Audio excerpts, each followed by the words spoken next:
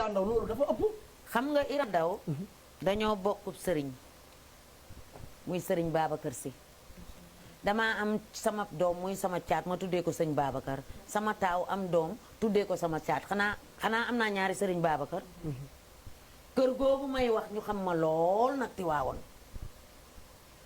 kii dafay nax sénégalais gis nga yéen télé yii nii il faut ngeen di invité ku mel ni man may toj yax yi sa sañ wax ma di ko dëbb ba moo parce que il faut ñu gindi sénégalais yi yow munoo ni dangay jàngal sénégalais yi mais te ëmbal Iran dafa ëmbal Tiwaawoon mi ngi nii dafa ñeme wax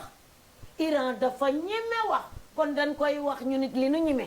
mais loolu la Ira def li ma def ñëpp xam nañ ko mais xam nga bu laalee tarixa kuro bu laalee tarixa yow ba ngay ba non may ma tuuti may ma kuro may ma avant moo ba mu laalee tarixa yow am nga koo woo ci ki nga xam ne ci njabootu Serigne Babacar Si la nga woo ko laaj ko li Ira wax lan la ca xam mu ne la dama cee mer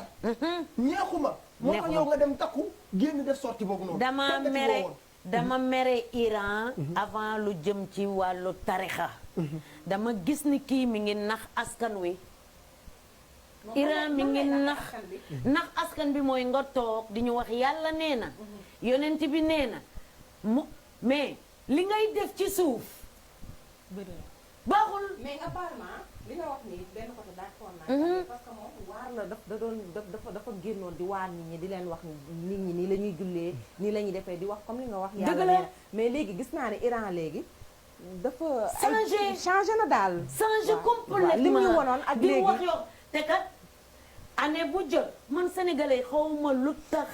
mënuñu xool ku leen di nax nee naa benn ci taalibe seex yi laa ko njëkkee laa wax ni leen bàyyi leen di maquillage di pastelu ak rosa wu toog ci télé bii di ñu wax lu nu gëmut